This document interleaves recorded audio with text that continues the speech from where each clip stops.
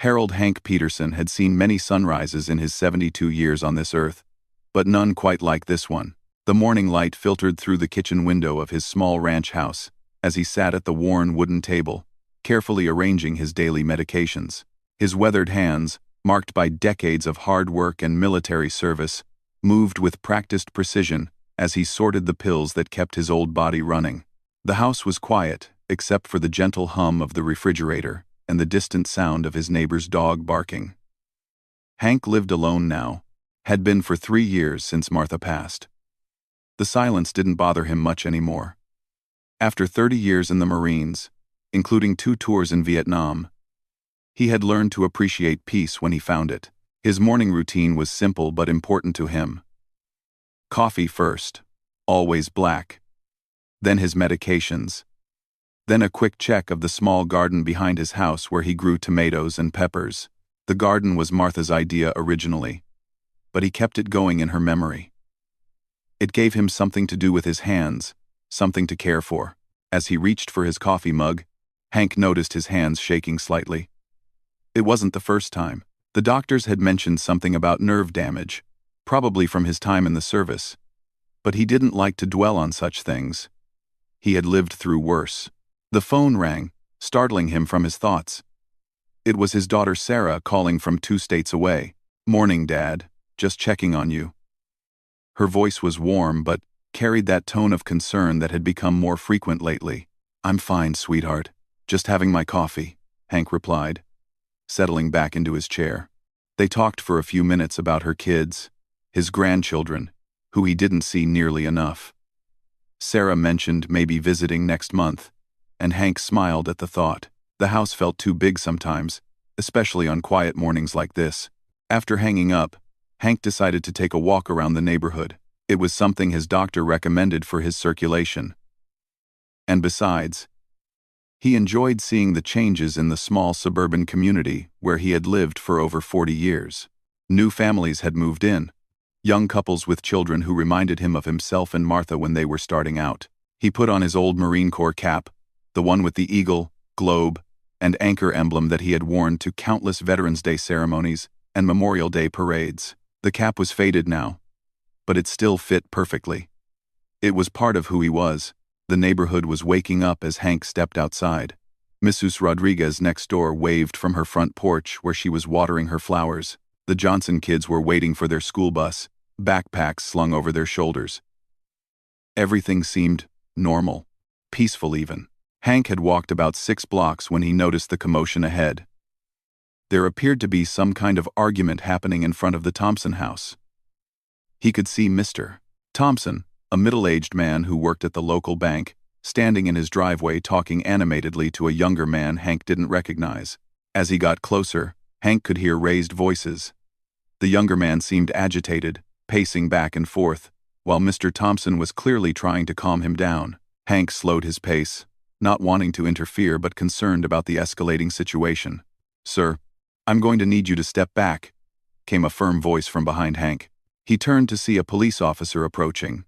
The officer was young, probably in his late 20s, with a serious expression and his hand resting on his belt. Hank nodded politely and stepped to the side of the sidewalk. "Just out for my morning walk, officer," Hank said calmly. The officer looked him up and down, taking in the old Marine cap and Hank's casual clothes. "This is a police matter, sir. I need you to move along." Hank was about to comply when he heard Mr. Thompson call out, "Hank, thank goodness you're here. Can you help explain to this officer that Jake here is my nephew? There's been some kind of misunderstanding." Jake, the young man who had been arguing, turned toward Hank and the officer. His face was flushed, and he looked distressed. "My uncle called me because his car won't start, and I was just trying to help him jump it. Then this neighbor called the cops saying I was trying to steal a car." Hank could see the jumper cables on the ground and the open hoods of both vehicles. It was clearly a simple case of helping with a dead battery, something he had done countless times himself. "Looks like a simple misunderstanding, officer," Hank said in his measured, calm voice. "I've known the Thompson family for years. This young man is telling the truth. Iolan." "Nother. Iolan." The officer's expression hardened. "Sir, I told you to move along. This doesn't concern you. Now hold on, Hank said, his voice still calm but with a slight edge that anyone who had served under him in the Marines would have recognized. Mr. Thompson asked for my help, and I'm just trying to— Sir, you need to step back right now, the officer interrupted, his hand moving closer to his equipment belt. Hank felt a familiar stirring in his chest, the same feeling he used to get when he saw injustice or unnecessary aggression. In his years of service, he had learned to stand up for what was right, to protect those who couldn't protect themselves. This situation was wrong, and his instincts told him to step in. Officer, with all due respect, I'm standing on a public sidewalk, and I'm not interfering with your work. I'm simply— That's it, the officer said sharply. You're under arrest for interfering with a police investigation. What, Mr. Thompson called out. Officer, please, he was just trying to help. Hank felt his blood pressure rising. Son, I served this country for 30 years. I'm not interfering with anything. I'm standing here talking to my neighbor. The officer stepped closer, and Hank could see anger in his eyes. I don't care if you served. You're interfering with police business, and you need to comply with my orders. I'm complying, Hank said, his voice steady despite his growing frustration. I'm standing here peacefully, and I haven't done anything wrong. What happened next would replay in Hank's mind for weeks afterward. The officer suddenly reached for something on his belt. Hank, with decades of military training, recognized the movement and instinctively tensed. Don't move, the officer shouted, but Hank wasn't moving. He was standing completely still, his hands visible at his sides, trying to understand what was happening. The situation had escalated so quickly that he felt like he was in some kind of nightmare. Officer, please. Mr. Thompson called out again. There's no need for this. He's an old man. The officer ignored Mr. Thompson and focused entirely on Hank. Put your hands behind your head now. Hank, confused but wanting to de-escalate the situation, slowly raised his hands. His arthritis made the movement painful, and he winced slightly. Faster, the officer demanded. Son, I'm moving as fast as I can, Hank replied, his military training keeping his voice level despite his growing alarm.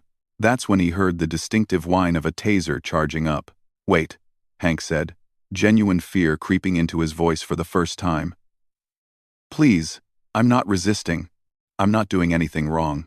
But the officer had apparently made his decision. The world exploded into pain as 50,000 volts of electricity coursed through Hank's body. He collapsed to the sidewalk, his muscles seizing uncontrollably, his mind struggling to process what was happening. The pain was unlike anything he had experienced, even in combat. It felt like every nerve in his body was on fire. He could hear Mr. Thompson shouting in the background, could hear Jake's voice raised in protest. But everything seemed distant and unreal. When the electrical current finally stopped, Hank found himself lying on the concrete sidewalk, his body still twitching from the after effects. His Marine Corps cap had fallen off and lay a few feet away, the eagle, globe, and anchor emblem facing up toward the sky. Stay down, the officer commanded, as if Hank had any choice in the matter. Hank's mind raced as he lay there, trying to understand how a simple morning walk had turned into this nightmare. He could taste blood in his mouth where he had bitten his tongue during the electrical shock. His hip, which had bothered him since Vietnam, was screaming in pain from where he had hit the concrete. Someone call an ambulance, he heard Mr. Thompson shouting. This man is 72 years old. More voices were joining the commotion now. Other neighbors had come out of their houses, drawn by the shouting and the sight of an elderly man lying on the sidewalk. Hank could hear their shocked exclamations, their demands to know what was happening. Step back, all of you, the officer was shouting. This is a police matter. Hank tried to push himself up, but his arms weren't cooperating properly. The electrical shock had left his nervous system scrambled, and simple movements felt impossible. Sir, please don't move, came a gentler voice. Mrs. Rodriguez had apparently come over from her house and was kneeling beside him, carefully avoiding getting too close to the officer. Help is coming. The officer was now calling for backup, apparently realizing that the situation had gotten out of hand. Hank could hear him speaking into his radio, describing the scene in official police language that made it sound like he had apprehended a dangerous criminal rather than tased an elderly veteran on his morning walk. As Hank lay there on the cold concrete, staring up at the morning sky, he thought about all the times he had stood at attention during flag ceremonies, all the promises about freedom and justice that he had sworn to defend. This wasn't the America he had fought for. This wasn't the country he had served with pride for 30 years. The sirens were getting closer now. Multiple vehicles approaching the scene. Hank closed his eyes and tried to steady his breathing, drawing on the discipline that had carried him through the worst moments of his military service. He would get through this, just like he had gotten through everything else. But as he lay there, surrounded by the voices of his concerned neighbors and the continuing shouts of the officer who had attacked him, Harold Peterson couldn't help but wonder if the country he had devoted his life to protecting still existed at all. The ambulance arrived within minutes. But to Harold Peterson, lying on the sidewalk with his nervous system still recovering from the electrical shock, it felt like hours. The paramedics, a young woman and an older man who reminded Hank of his own generation, approached with professional calm despite the chaos around them. "Sir, can you tell me your name?" the female paramedic asked, as she knelt beside him. "Harold Peterson," Hank managed, his voice still shaky. "Everyone calls me Hank." The male paramedic was already checking his vital signs, his experienced hands gentle but thorough. "Mr. Peterson, I'm going to need you to lie still while we make sure you're okay. Can you tell me if you have any medical conditions we should know about?"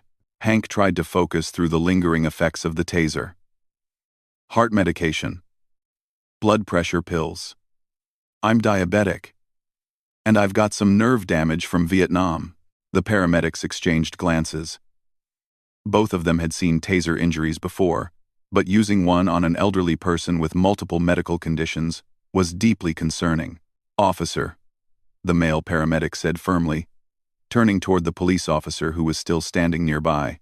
"We need to transport him to the hospital for evaluation. Electrical weapons can cause serious complications in elderly patients, especially those with heart conditions." The officer, whose name tag read Martinez, was beginning to look uncomfortable as more neighbors gathered. Mrs. Rodriguez was speaking rapidly in Spanish to her husband, who had just arrived home from his night shift. Mr. Thompson was on his phone, apparently calling someone, while his nephew Jake sat on the front steps looking shocked and angry. "Is that really necessary?" Officer Martinez asked. "He seems fine to me." The female paramedic looked up at him with barely concealed disgust. "Sir, this man is 72 years old with multiple medical conditions. And he was just subjected to 50,000 volts of electricity. Yes, it's necessary." As the paramedics prepared to move him to the stretcher, Hank caught sight of his Marine Corps cap still lying on the sidewalk. "My hat," he said weakly. Mrs. Rodriguez immediately understood and gently picked up the cap, brushing off the dirt before handing it to him. "Here, Mr. Peterson. Don't worry about anything else right now." The ride to the hospital was a blur of medical equipment, beeping, and gentle questions from the paramedics. Hank found himself thinking about Martha, wishing she were there to hold his hand like she had during his last hospital stay when he had pneumonia. She always knew exactly what to say to make him feel better. At Regional Medical Center, Hank was quickly wheeled into the emergency room, where Dr. Susan Chen, a cardiologist who looked to be in her 40s, took charge of his care. She had kind eyes behind her glasses and spoke with the confidence of someone who knew her business. "Mr. Peterson, I'm Dr. Chen. We're going to run some tests to make sure your heart is functioning properly after the electrical shock. Can you tell me exactly what happened?" As Hank recounted the morning's events, he could see the concern growing on Dr. Chen's face. When he finished, she was quiet for a moment, then shook her head. "Mr. Peterson, I have to tell you, using a taser on someone with your medical profile was extremely dangerous. You could have gone into cardiac arrest. You're very lucky." The tests took most of the morning. EKGs, blood work, neurological assessments. Each medical professional who examined Hank seemed more appalled than the last. When they heard what had happened, word was spreading through the hospital staff, and Hank noticed that many of them made a point of stopping by to check on him, even when it wasn't part of their duties. Meanwhile, back in the neighborhood, the story was spreading like wildfire. Mr. Thompson had called his brother-in-law, who was a reporter at the local newspaper. Jake had posted about the incident on social media, and the story was being shared rapidly throughout the community. Mrs. Rodriguez, who worked part-time at the local Veterans of Foreign Wars post, had called the VFW commander as soon as she got home. Commander Bill Walsh, a Vietnam veteran himself, was outraged when he heard what had happened to Hank. "This is unacceptable," Walsh told his wife as he paced around their kitchen. "Hank Peterson is one of the finest Marines I've ever known. He served his country with honor. And this is how he gets treated?" 1. Walsh immediately started making phone calls. First to the VFW district commander, then to the American Legion post, then to every veterans organization contact he had. By noon, the story was spreading through the entire regional veterans community. At the hospital, Hank's daughter Sarah arrived looking frantic and exhausted. She had driven straight from her home state as soon as Mr. Thompson had called her with the news. When she saw her father lying in the hospital bed, connected to monitors and looking older than she remembered, she broke down in tears. "Dad, I'm so sorry this happened to you," she said, taking his hand carefully. "It's not your fault, sweetheart," Hank replied, squeezing her hand as best he could. "Just glad you're here." Sarah had brought her husband Mike, who was also a veteran, having served in the Army during the Gulf War. Mike was furious about what had happened, but he kept his anger controlled for Sarah's sake. "Mr. Peterson," Mike said, "I've already been on the phone with some people I know. This story is going to get out, and there's going to be accountability." Dr. Chen returned with the test results. While Hank's heart was functioning normally, she was keeping him overnight for observation due to his age and medical conditions. The electrical shock had also aggravated his existing nerve damage, causing increased pain and numbness in his hands. "The good news is that we don't see any permanent damage, Doctor," Chen explained to Hank and his family. "But Mr. Peterson, you need to understand how serious this could have been. At your age, with your medical history, this kind of shock could have been fatal." That evening, as visiting hours ended and Sarah reluctantly left to get some rest at a nearby hotel, Hank lay in his hospital bed thinking about the day's events. The local news had picked up the story, and he had watched himself on television, seeing the footage that someone had taken with their phone of him lying on the sidewalk. It was surreal, seeing himself as a victim on the evening news. In all his years, through all his challenges, Hank had never thought of himself as a victim of anything. He was a Marine, a man who faced problems head-on and solved them. But lying there in that hospital bed, he felt vulnerable in a way he hadn't experienced since he was a young soldier in a foreign jungle. The night nurse, a young man named Kevin who was working his way through nursing school, stopped by during his rounds. "Mr. Peterson, I hope you don't mind me saying this, but what happened to you today was wrong," Kevin said quietly. "My grandfather was a Marine too, in Korea. He would have been proud to know you." Hank smiled slightly. "What's your grandfather's name, son?" "Was, sir. He passed last year. Robert Martinez." "Good Marine name," Hank replied. "Tell me about him." They talked quietly for a few minutes about Kevin's grandfather, about service and sacrifice, about what it meant to wear the uniform. It was exactly what Hank needed to hear. A reminder that there were still good people in the world who understood the values he had spent his life defending. Meanwhile, across town at Camp Pendleton, news of the incident was spreading through different channels. Staff Sergeant Maria Santos was finishing up her duty day when she got a call from her father, who lived in the area and had heard about the incident through the Veterans Network. "Maria, you need to hear about something that happened today," her father said, his voice tight with anger. "Some cop tased a 72-year-old Marine veteran for no reason." Santos listened as her father described what he knew about the incident. As a Marine herself, with multiple deployments and a deep respect for the older generation of veterans, she felt her anger building. "What's the veteran's name, Dad?" "Harold Peterson. Goes by Hank. He served in Vietnam. Was in for 30 years. Santos wrote down the name and promised to look into it. After hanging up, she sat at her desk for a moment, thinking about what she had heard. Then she picked up the phone and called Gunnery Sergeant Mike Rodriguez, who ran the base's community outreach program. "Gunny, I need to tell you about something," she said. Rodriguez listened to Santos's account of the incident, asking questions and taking notes. Like Santos, he felt a deep anger at the treatment of a fellow Marine, especially one from the Vietnam generation who had already sacrificed so much. "We need to look into this, Santos," Rodriguez said.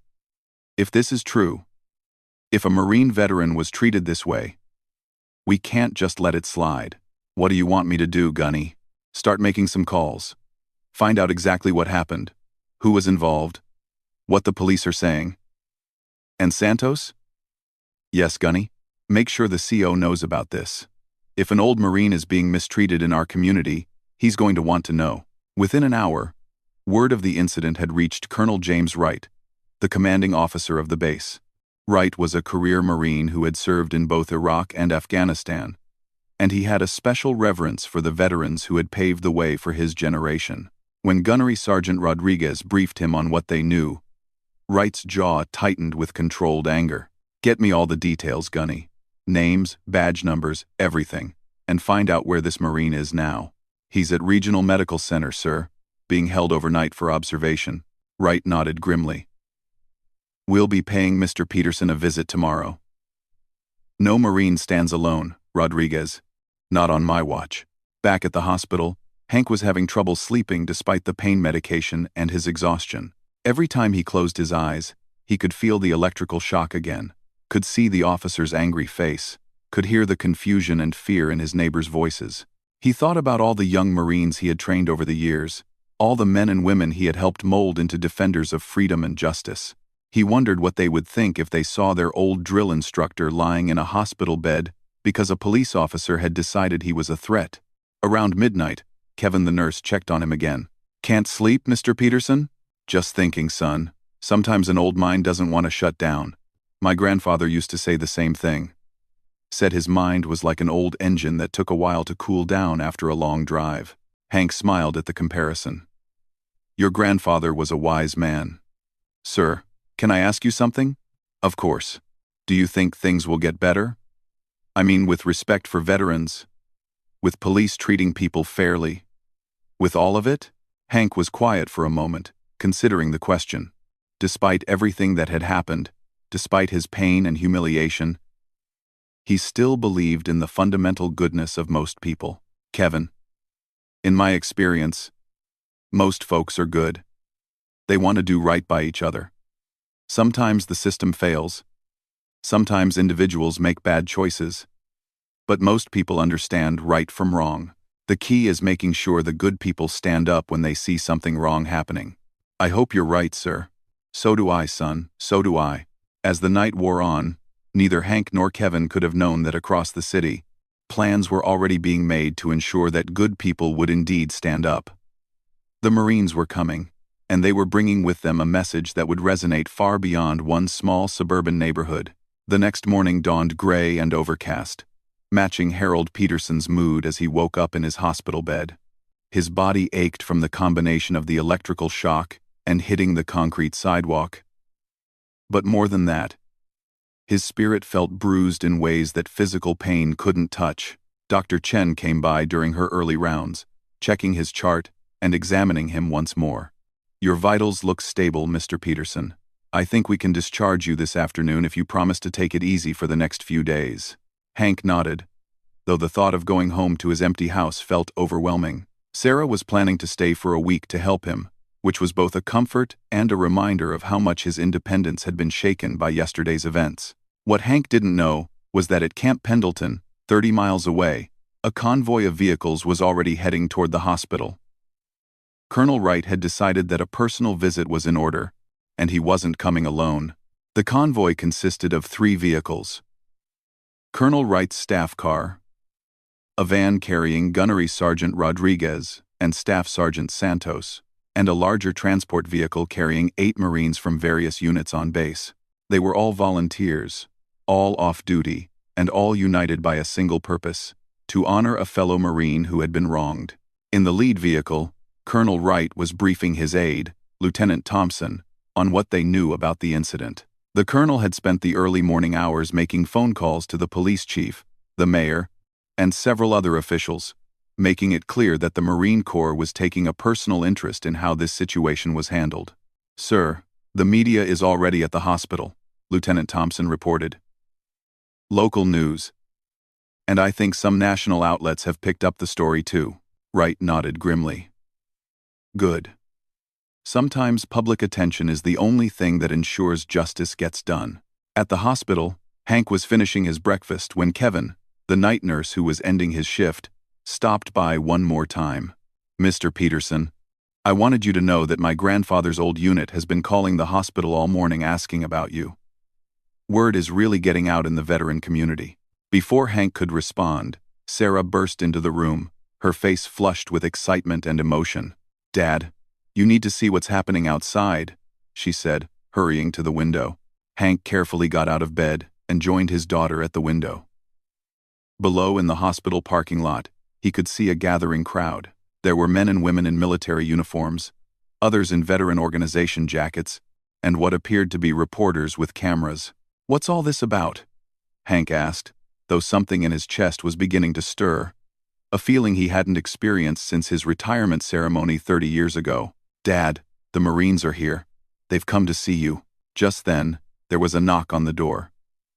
Dr. Chen entered, followed by a tall, distinguished man in Marine dress blues, with Colonel's eagles on his shoulders.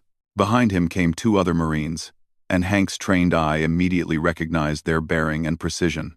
Mr. Peterson, Dr. Chen said, this is Colonel Wright from Camp Pendleton. He asked if he could meet with you. Colonel Wright stepped forward and came to attention, then rendered a crisp salute. Sergeant Major Peterson, sir. It's an honor to meet you. Hank, despite his hospital gown and his aching body, instinctively straightened and returned the salute. Colonel. But I think there's been a mistake. I was never a sergeant major, retired as a first sergeant. Wright smiled. No mistake, sir. As of 0800 this morning, you've been promoted posthumously to sergeant major. The commandant himself signed the order. Hank felt his knees go weak, and Sarah quickly helped him to a chair. In all his years, through all his service, he had never imagined such an honor. Colonel, I don't know what to say. You don't need to say anything, Sergeant Major. We're here to say something to you. What happened to you yesterday was an outrage and a disgrace. No Marine, no veteran, no American citizen should be treated the way you were treated. Wright gestured to the other Marines with him. Gunnery Sergeant Rodriguez here runs our community outreach program. Staff Sergeant Santos coordinated this visit. And outside, we have Marines from every unit on base who wanted to come and pay their respects. Sir, Rodriguez said, stepping forward, we've also been in contact with the police department and the district attorney's office. Officer Martinez has been suspended pending a full investigation, and there are likely to be criminal charges filed. Hank looked around the room at the faces surrounding him. His daughter, the doctor who had cared for him, and these Marines who had taken time from their duties to honor him. For the first time since the incident, he felt the weight on his chest beginning to lift. Would you like to meet the others, Sergeant Major? Santos asked. They're waiting outside, but we didn't want to overwhelm you. Hank looked at Dr. Chen, who nodded her approval. A little fresh air might do you good, Mr. Peterson. Just take it easy. Hank, with Sarah on one side and Rodriguez on the other, Hank made his way downstairs to the hospital lobby. As they approached the main entrance, he could hear voices outside, but nothing had prepared him for what he saw when the doors opened. The parking lot was filled with Marines, not just the 8 who had come in the convoy, but dozens more who had arrived on their own. Some were in uniform, others in civilian clothes, but all standing at attention. Behind them were members of various veteran organizations, local VFW, and American Legion posts, and even some active duty personnel from other branches of the military. As Hank appeared in the doorway, a spontaneous cheer went up from the crowd. Then, as if by some unspoken command, they all came to attention and saluted. Hank stood there for a moment, overwhelmed by the display of respect and brotherhood. Then, despite his pain and weakness, he straightened his shoulders, raised his hand, and returned the salute. Commander Walsh from the VFW stepped forward, carrying a folded American flag. Sergeant Major Peterson, this flag flew over our post yesterday. We want you to have it as a symbol of our respect and our promise that what happened to you will not be forgotten or ignored." The ceremony continued for another hour. Representatives from various organizations spoke about service, sacrifice, and the debt owed to veterans. Local officials who had arrived made statements about accountability and justice. The media captured every moment, ensuring that the story would reach far beyond their small community. But for Hank, the most meaningful moment came when a young lance corporal, barely old enough to shave, approached him nervously. "Sergeant Major, sir, I just wanted to thank you. My grandfather told me about Marines like you, the ones who paved the way for us. I'm proud to wear the same uniform you wore." Hank put his hand on the young Marine's shoulder. "Son, the honor is mine. You keep wearing that uniform with pride, and remember that it means something. It means you stand for what's right, you protect those who can't protect themselves, and you never leave a fellow Marine behind." Colonel Wright stepped forward as the crowd began to disperse. "Sergeant Major, there's one more thing. We've established a scholarship fund in your name for local high school students who want to serve in the military. The initial funding came from donations from Marines across the base, but we expect it will grow." "Colonel, that's very generous, but..." "No, sir, it's necessary. What you represented yesterday, standing up for what's right even when it cost you. That's what we need more young people to understand. This scholarship will help us find and train the next generation of leaders." As the crowd dispersed and the Marines prepared to return to base, Hank found himself sitting in a wheelchair outside the hospital. Sarah beside him, watching the vehicles drive away. He was still wearing the hospital gown, but someone had placed his old Marine cap back on his head. "Dad, how do you feel?" Sarah asked softly. Hank was quiet for a moment, thinking about the question. His body still hurt, and the memory of yesterday's humiliation would probably stay with him for the rest of his life. But something else was there too. Something that hadn't been there before. "I feel like a Marine again," he said finally. The legal proceedings that followed were swift and decisive. Officer Martinez was not only fired, but charged with assault and violation of civil rights. The police department implemented new training procedures, specifically addressing interactions with elderly citizens and veterans. The incident became a case study in police academies throughout the region. But perhaps more importantly, the story sparked a nationwide conversation about respect for veterans and the proper treatment of elderly citizens. Videos of the Marines honoring Hank went viral on social media, generating millions of views and thousands of messages of support. 6 months later, Hank stood at the podium during a Veterans Day ceremony at the local high school, looking out at an audience filled with young faces. He was wearing his dress blue uniform, which still fit remarkably well, with his new sergeant major stripes gleaming on his sleeves. "Young people," he began, his voice strong and clear. "I want to tell you about honor. Not the kind you read about in books, but the kind you live every day. Honor means doing what's right even when nobody is watching. It means standing up for others, even when it might cost you. And it means never forgetting that freedom isn't free. It's paid for by the sacrifice of those who came before you." He paused and looked out at the audience, seeing some of the young Marines who had visited him at the hospital, seeing his neighbors who had supported him, seeing the faces of the future. "6 months ago, I thought I was just an old man taking a morning walk. I learned that day that once a Marine, always a Marine. But more than that, I learned that when good people see injustice, they don't stand by and do nothing. They stand up. They speak out. They take action." The applause was thunderous, but Hank wasn't finished. The Marines who came to see me that day didn't have to do anything. They could have read about it in the paper, shaken their heads, and gone about their business. But they didn't. They remembered that no Marine stands alone. They remembered that service doesn't end when you take off the uniform. They remembered what honor means. Later that evening, at the reception following the ceremony, Hank was surrounded by well-wishers and friends, both old and new. Colonel Wright, who had become a regular visitor over the past months, approached with a smile. "Sergeant Major, excellent speech today. You've got these young people fired up about service. That's the idea, Colonel. We need good people in uniform, People who understand what they're swearing to protect. Wright nodded, then handed Hank an envelope. One more thing. The commandant wanted you to have this, personally. Hank opened the envelope and found a letter written on official letterhead. As he read it, his eyes widened. Colonel, this can't be right. It is, sir. You're being awarded the Navy and Marine Corps Achievement Medal for your actions that morning. The citation reads, for conspicuous courage in standing up for justice despite personal risk, exemplifying the highest traditions of the Marine Corps. Hank looked at the letter again. Then at the people around him. His daughter Sarah, who had stayed close by ever since the incident. Mrs. Rodriguez and Mr. Thompson, neighbors who had become family. Young Marines like Santos and Rodriguez, who had shown him that the Corps was in good hands. And dozens of others who had rallied to support him.